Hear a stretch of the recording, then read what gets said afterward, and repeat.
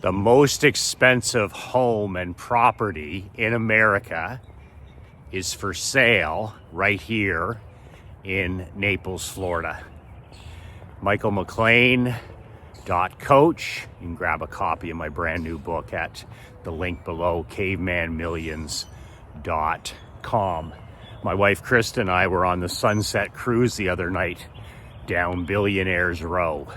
And Billionaires Row is Port Royal here in Naples, where some of the wealthiest, most famous, and a lot of people you don't even know, the Chicago Hot Dog King and Larry Bird and Mike Ditka and Judge Judy and John Bon Jovi, and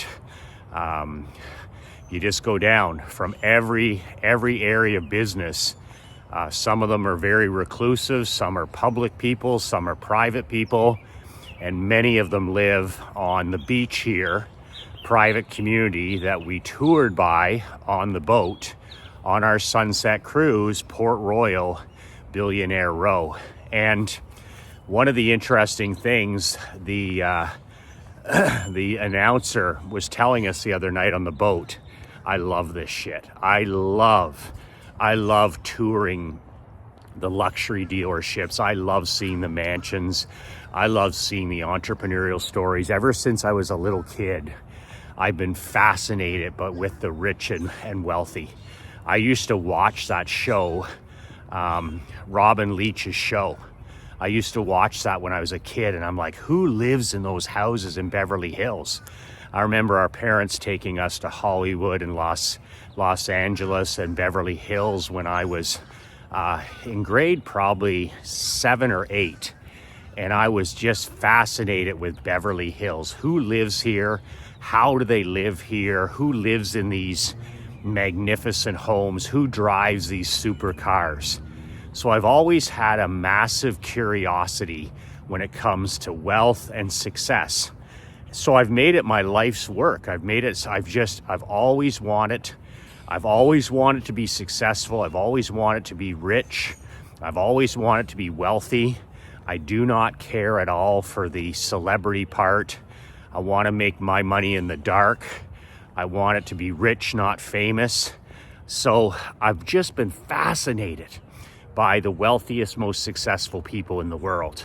So this cruise, down past, the yachts and the homes. And one of the things was the most expensive property in America is listed here in Southwest Florida. And depending upon what your source, it's listed at $252 million. And it's also listed, depends how much property you want. So this is the compound. It's on the corner on the beach, and it's a 9-acre compound right on the ocean, and it's listed for $295 million. And it depends, there's somewhere between 9 and 11 acres. So it's not just a badass house, it's a badass compound. And it's owned by the Donahue family, whoever those people are. I mean, they're billionaires, that's who they are. And it's in Port Royal, which is the private area down by the beach here in Naples. And it's listed at $295. And I went on and checked the site and all this stuff. But the guy on the boat doing the commentating, this house stands out even amongst the others. And he said it's the most expensive home in America presently at $295 million. But my point is this: I don't give a shit about the house. I don't give a shit about the price tag. What I care about is being around abundance. What I care about is being around wealth. What I care about is about being around opportunity, being around other champions. I mean, get around it and smell the leather, right? When we moved here during the pandemic 3 years ago, we'd never been to Naples. My wife Krista and my daughter Emery, we'd never been to Naples. We'd been to Florida 50 times. We had lived in Florida for a month at a time. But when we decided to come to Naples, especially 3 years ago, we had never stepped foot in this place. We chartered a jet during the height of the pandemic.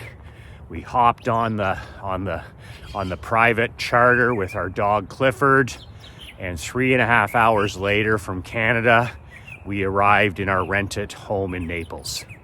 As simple as that. Out of the madness of the lockdown, the madness of the school closures, the insanity of the small business closures, all of it.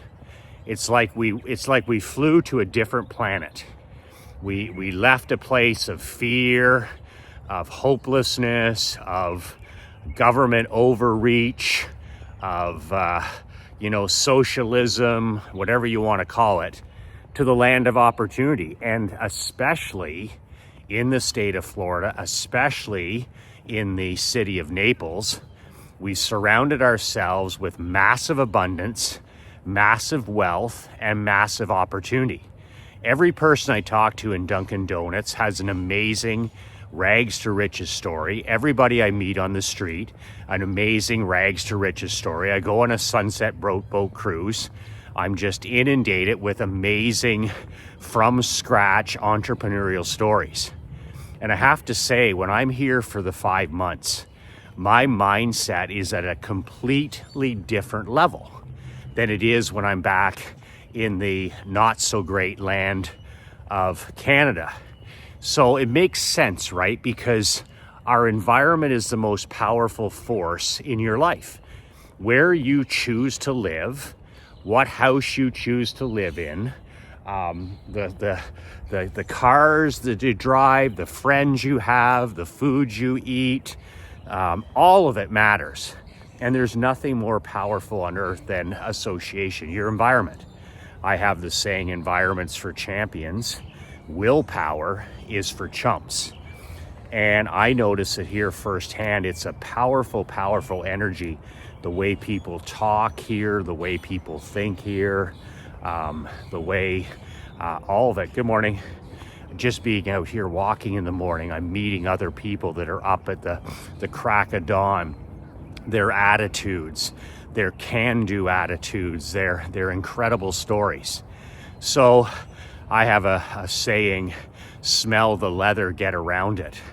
And I mentioned this the other day when I was talking about the Chicago hot dog king here in Naples, is my friend and sometimes private client Gordon Quinton and I, when I first got here to Naples, one of the first things he did, he picks me up at the house on a Sunday and takes me to the Rolls-Royce car dealership. He takes me to the Ferrari dealership on a Sunday. They're closed.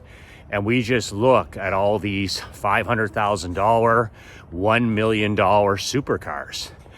And he says he just loves to do that on a Sunday. Smell the leather, get around it. That's the power of environment. You immerse yourself in wealth, you immerse yourself in opportunity, you immerse yourself in abundance. And here's the thing, I did this for decades when I was broke. I did this for decades when I didn't have a pot to piss in or a window to throw it out, as my grandfather would say. So what did I do? First, when I was in the hockey business, then I was in the insurance business, and I didn't have any real abundance. I didn't have any money. I could barely pay my bills. I was living in a tiny apartment. It was the opposite of a place like this. Well, what I did is I did it with visual photos. This is one of my secret weapons that I can't get my students, my brothers and my sisters to do. Like, I was clipping out photos in the Robb Report, in Fortune magazine, yacht magazines, real estate magazines, Forbes, you name it. Any of these abundance ones, especially the Robb Report. I used to take that magazine and I would cut out dozens of pictures. Pictures of cigars, pictures of Lamborghinis, pictures of homes on the water, pictures of log cabins in the ski hills, pictures of certain types of clothing, suits, ties, just pictures of winning. And I used to stick them up on my wall in my 1-bedroom apartment. I used to stick them up in my bachelor war room. I used to stick them up beside my desk. And I would stare at these pictures all day, every day. No iPhone, no, online crap. I would see these physical visions. Matt Fury, the great Matt Fury, calls them your mind's eye. I don't care how you process information. You process your information one of three ways. Either auditory, you listen to learn, or visual, you see, you're a reader, or kinesthetic, you learn by doing. Every human being is one of those three. You either listen to learn, see to learn, or learn by doing, or a combination of the three. But what Super Matt said, and it's very true, we're all visual. We all see our life through pictures. I'm going to say that again, it's so important. No matter what way you learn, you see your life through pictures. There's no way around it. And this is why visualization is so powerful for athletes. They see themselves doing it properly. They see themselves doing it effortlessly. They see themselves dominating under pressure. And if you can see it, you can achieve it. It's really that simple. All the greats, the Michael Jordans, the Tom Bradys, way back to the, Bjorn Borgs and the John McEnroes and the Pete Samprases and any and all of those, good morning, any of all of those great champions in anything, they're all massive visualization. I mean, the top artists, the top singers, movie actors, athletes, entrepreneurs, visualization. See it, believe it, achieve it. And so we all see our life through pictures.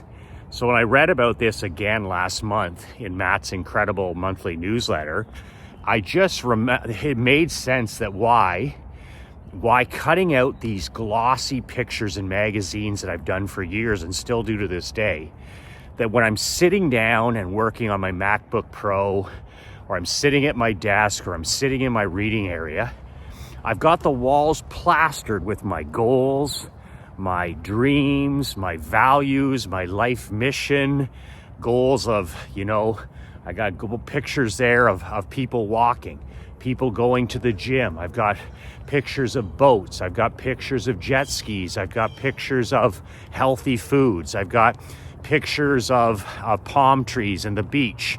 I've got pictures of the ski hills. I've got pictures of books, being an author, writing a book. I've got pictures of everything that I've wanted to achieve in the last 30 years. And every day I see these again and again and again and again. And to me, that's the most powerful point of goal setting. Like, I only set 1 or 2 goals at a time.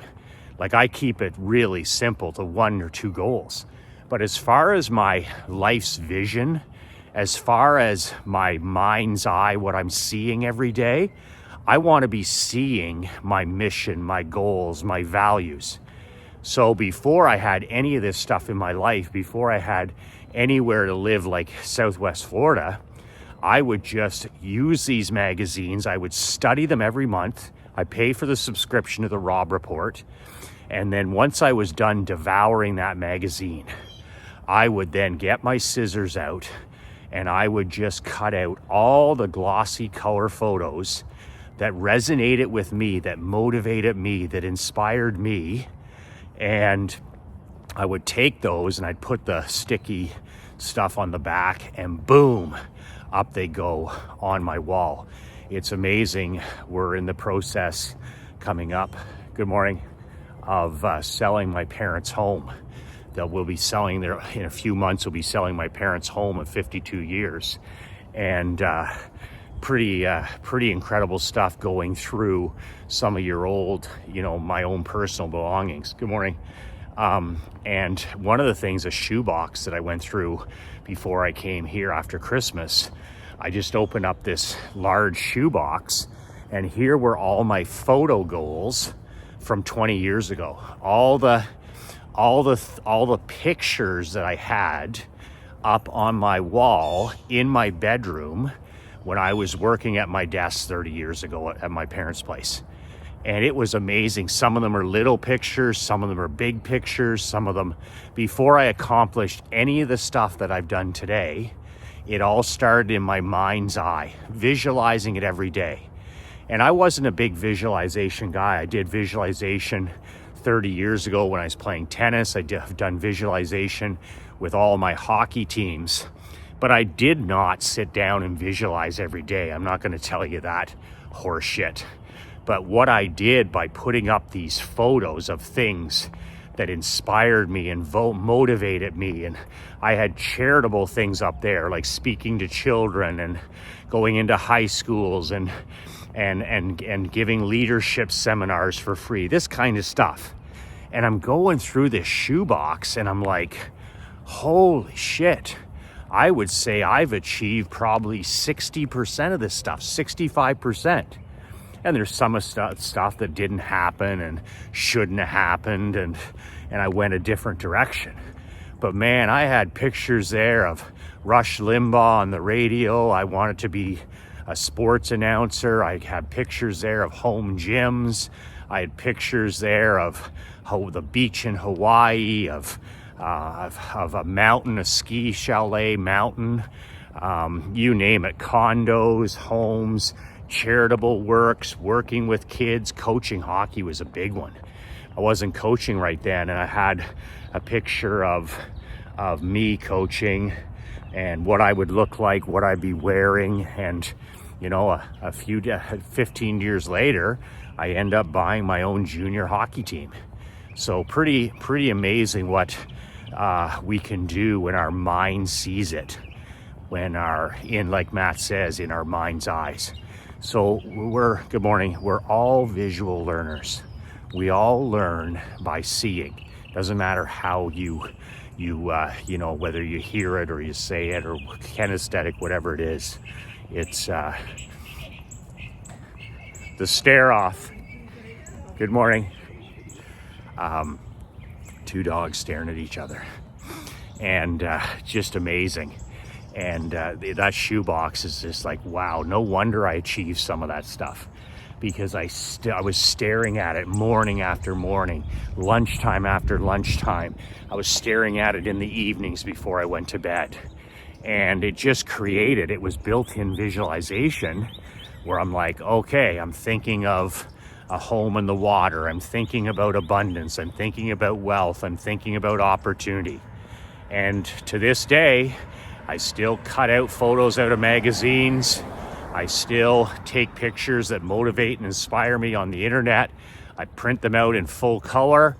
Boom, up on my home office wall. Boom, beside my bed. Anywhere and everywhere, I'm going to see them all the time.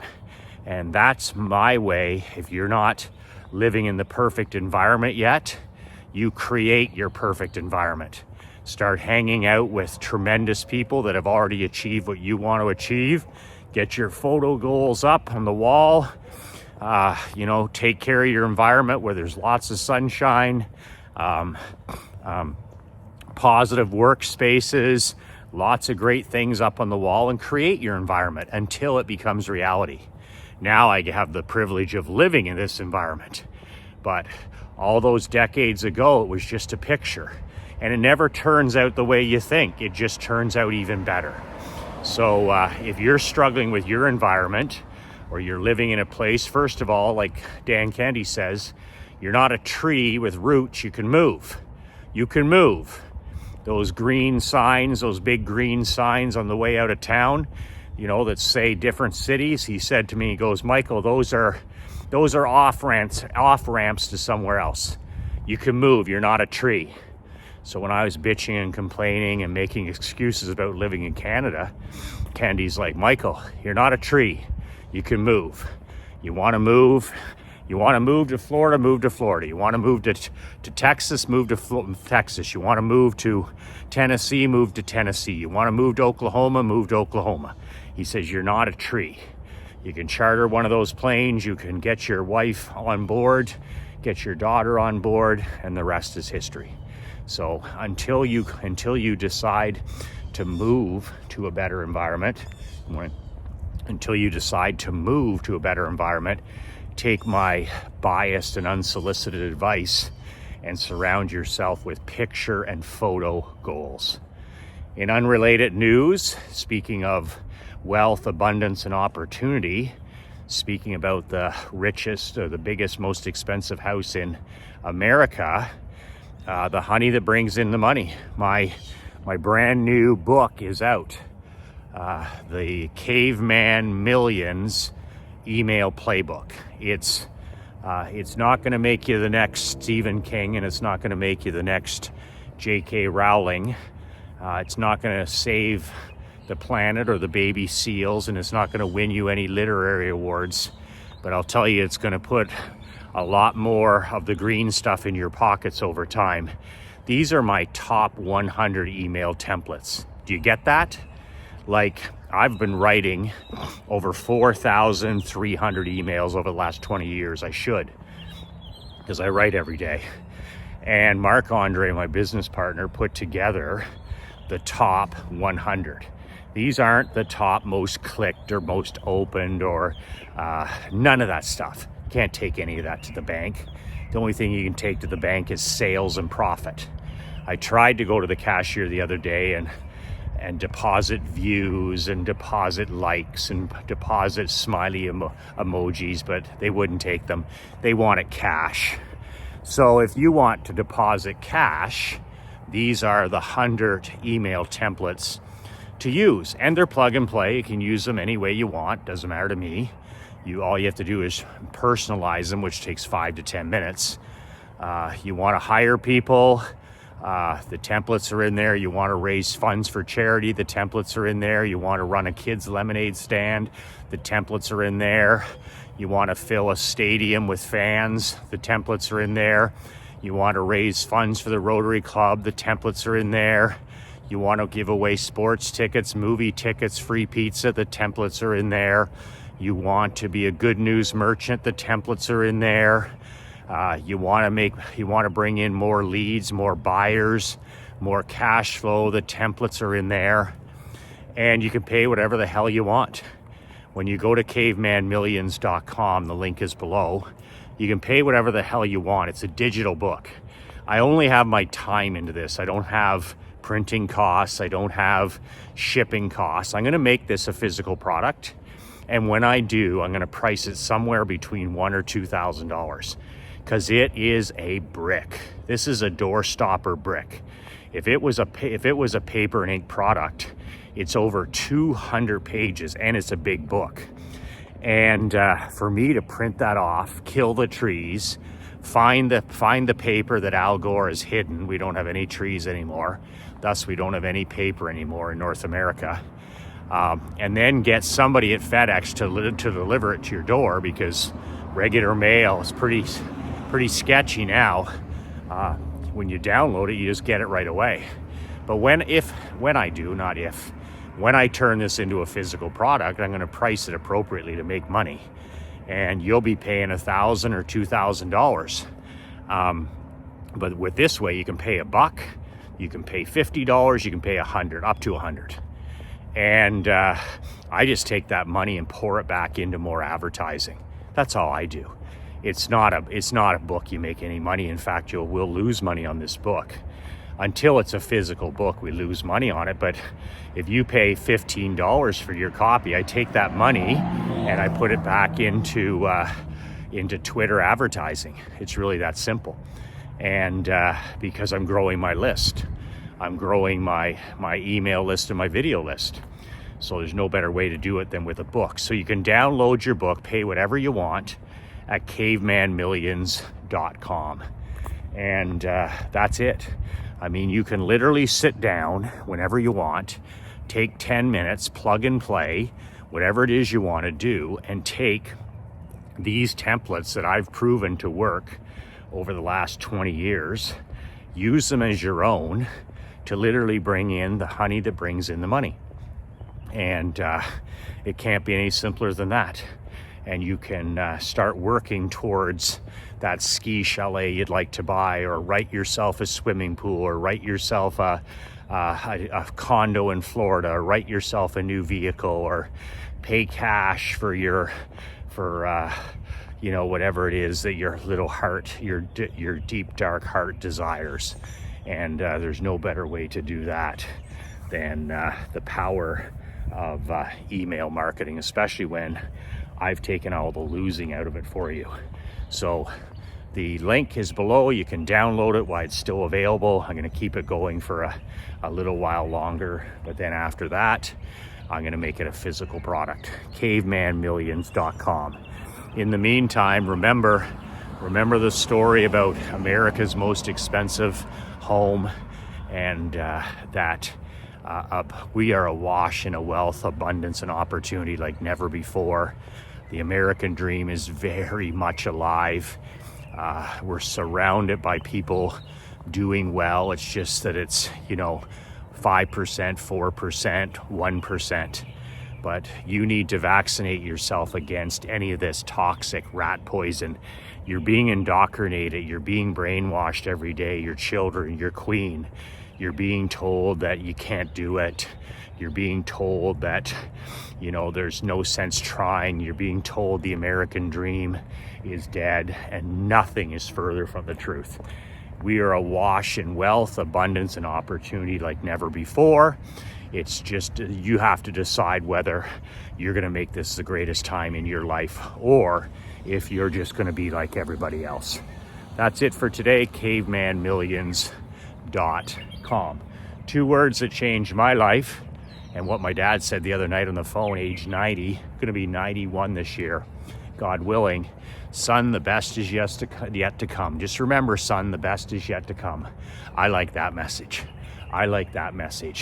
The most expensive home in America, the hot dog king of Chicago, people flourishing, people writing books, people at age 70 starting companies. The best is yet to come. 2 words that changed my life, 2 words that could change yours. Be relentless.